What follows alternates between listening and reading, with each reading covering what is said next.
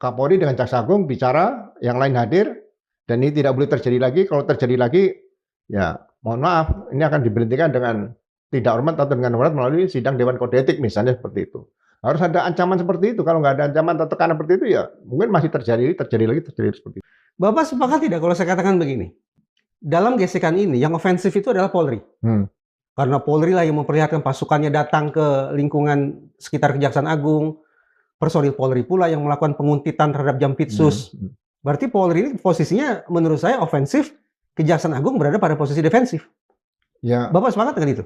saya sependapat seperti itu, karena bukan Kejaksaan Agung yang mendatangi Mabes Polri untuk berputar-putar di kantor Mabes Polri kan? Menurut Bapak, mengirim personil sekian banyak berputar-putar di sekitar Kejaksaan Agung, lalu melakukan penguntitan terhadap Jampitsus, itu salah atau bisa dibenarkan? Menurut saya juga kesalahan yang sangat fatal. Kalau itu disebut sebagai kesalahan yang sangat fatal, berarti yang bermasalah Kapolri dong, Pak? Ya kalau di tingkat pusat kan Mabes Polri kan Kapolri yang memimpin di situ. Ini sebuah kesalahan, dan tampaknya ini merupakan kesalahan yang dilakukan oleh Jenderal Listio Sigit. Kejadian bukan baru hanya sekali. Ini sudah kedua kali atau tiga kali di sini. Hal seperti ini. Jadi, ya pimpinan tingkat nasional kan kalau sudah bicara A, anak buahnya ikut A juga. Tapi kan kekanak-kanakan, Pak, menurut saya, Pak, dengan segala hormat ini, mengirim pasukan dengan tujuan operasi yang menurut saya tidak terbaca, bahkan mungkin tidak bisa juga bisa dipertanggungjawabkan. Ya ini pelanggaran etika profesi cukup berat karena menyangkut institusi. Anggota yang di bawah di Polsek, di Polres, di Polda kan juga mendengar, melihat, membaca melalui media sosial. Kok kejadian seperti ini? Pak, pelanggaran etika profesi oleh siapa? Oleh kepolisian negara Republik Indonesia. Siapa? Etika itu kan dilakukan oleh individu. Siapa ini melakukan pelanggaran etika? Siapa yang memerintahkan anggota ke sana? Kan harus bisa dibuktikan. Anggota kan hanya menurut perintah. Masa nggak ada yang merintah? Kalau anggota liar, waduh. Bapak mensinyalir kepemimpinan Polri saat ini tidak cukup kuat cengkeraman mereka terhadap para personil? Ya, saya melihat faktanya kejadiannya berulang-ulang atau lebih dari satu kali seperti itu. Masa nggak bisa diselesaikan? Dan Presiden juga diam saja misalnya sejak zaman Pak Jokowi kan di sini. Iya. Menurut Bapak ketika ada personil Densus 88 disebut melakukan penguntitan terhadap Jampitsus, itu suatu perbuatan, suatu operasi kerja yang bisa dibenarkan atau salah? Saya bilang, kalau penguntitan dalam rangka apa? Ilmu penguntitan kan penyelidikan. Tapi seorang personil yang berasal dari Satker Densus 88 dibolehkan begitu untuk melakukan penguntitan semacam itu? Itu bukan tugasnya Densus, kecuali berkaitan dengan teroris loh. Jadi apa yang bisa kita pahami? Berarti ini ada pelanggaran etika profesi cukup berat. Perintah siapa dia? Pribadi atau perintah atasan? Kalau pribadi ya bisa diajukan untuk dianggap tidak layak di polisi, bisa diberhentikan tidak dengan hormat loh. Kalau pribadi loh ya. Iya. Yang bisa memberikan perintah kepada personil Densus 88 siapa? Ya, pasti ada atasannya yang perintah. Gitu. Kan semua ada strukturnya sendiri. Iya. Reserse ada sendiri, Sabara sendiri, Intel sendiri, Densus juga ada sendiri kan di sini. Apakah seorang kabar reskrim bisa memerintahkan personil Densus 88 untuk melakukan penguntitan terhadap Jampitsus? Tidak bisa. Apakah Kabak Intel bisa melakukan tugas itu? Memberikan perintah itu? Nggak bisa. Kabar Harkam bisa tidak? Tidak bisa juga, nggak bisa. Bapak Rudi, Propam ya? Saya di Propam pernah, Kabar Harkam pernah.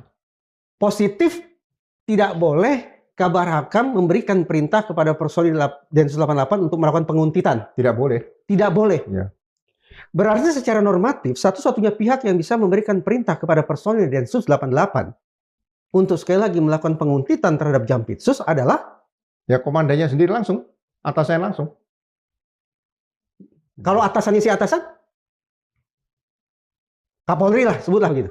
Ya kalau atasan kan ada atasan langsung, ada atasannya atasan langsung juga ada juga. Mas. Boleh. Ya bisa diperiksa seperti apakah terbukti memang ini perintah dari atas, yang lebih tinggi lagi bisa diperiksa. Ya, saya tidak sedang bicara apakah mereka melakukan atau tidak, tapi saya hanya membayangkan di institusi Polri, pemberian perintah itu boleh tidak? Ini ada personil Densus 88. Dia pasti punya pimpinan, punya atasan. Atasan nomor satu siapa? Kalau bukan Kapolri, gitu kan? Betul tidak nalar saya, Pak? Iya. Nah, berarti boleh tidak atasannya si atasan, Kapolri, memberikan perintah kepada personil Densus 88? Kalau atasnya yang lebih tinggi lagi kan berdasarkan surat perintah. Oke. Nggak bisa lisan, Mas. Oh, nggak bisa lisan? Iya, tapi dalam rangka tugas apa? Kan ada tugas masing-masing nih. Kalau misalnya kaitan dengan KUHP, kriminal umum ya, kan reserse di pusat Barreskrim. Tapi kalau kaitan dengan teroris ya ini Densus kan sudah ada. Gitu. Masuk akal tidak? kalau kemudian Jampitsus diduga tersangkut terorisme sehingga dikuntit oleh personil Densus 88. Seberapa jauh kita bisa berimajinasi liar semacam itu? Ya, kalau itu menyangkut pejabat tinggi, jangankan Jampitsus, misalnya pejabat lain yang mungkin levelnya juga sudah level yang eselon tertinggi gitu, Ya. kan bisa disampaikan dulu. Kalau menyangkut eselon tertinggi, bisa sampaikan pada presiden. Kan tidak terlalu sulit hanya bicara sama presiden, Pak, ini ada indikasi laporan seperti ini menyangkut pejabat tinggi negara. Nanti biar presiden yang memberikan perintah petunjuk di situ. Jadi jangan menganggap bahwa ini bisa kita tindak lanjut karena dugaan cukup kuat. Seperti itu. Kalau ada masalah hukum misalnya, terindikasi ada masalah hukum. Iya. Namun seandainya lah Jampitsus terindikasi punya masalah hukum, saya tidak tahu masalah hukumnya apa. Seandainya dia punya masalah hukum, bukankah yang sepatutnya melakukan investigasi, termasuk penguntitan itu, semestinya dari Intel dan dari Serse? Iya, kalau kaitan pidana umum ya harusnya pihak Serse atau bisa minta bantuan Intel kalau memang masih belum terjadi loh. Iya. Kalau sudah terjadi berarti di sini sudah jelas ada laporan polisinya, tidak laporan informasi loh ya. Iya. Laporan polisi, ada surat perintah dimulai penyidikan, ada surat perintah tugasnya sebagai apa, itu lengkap.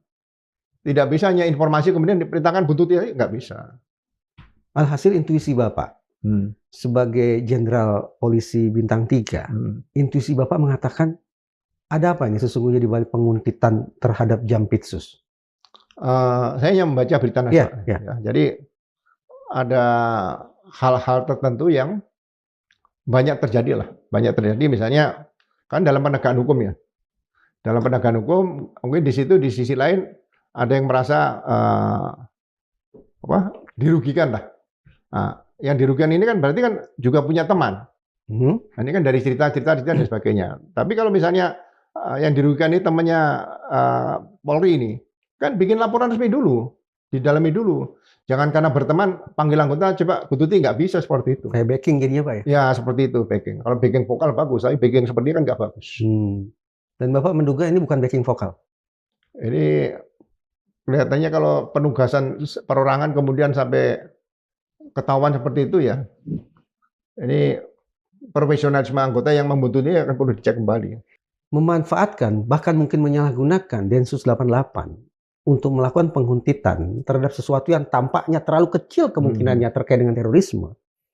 Ini adalah kesalahan serius, penyalahgunaan personil yang menurut saya berat. Awam saya mengatakan ini berat. Ya menurut saya ini pelanggaran etika profesi berat sudah.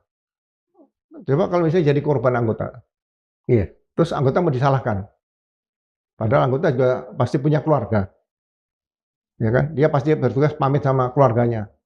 Makanya tugas kalau sudah namanya pembunuhan atau nempel pada objek yang dilakukan, ini objeknya sebenarnya objek apa? Kayak kalau objek diduga masih abu-abu, ya jangan ditempel dulu, aja diikuti buat apa? Kan sekarang mengikuti kan tidak bisa pakai IT juga bisa dan sebagainya. Gitu.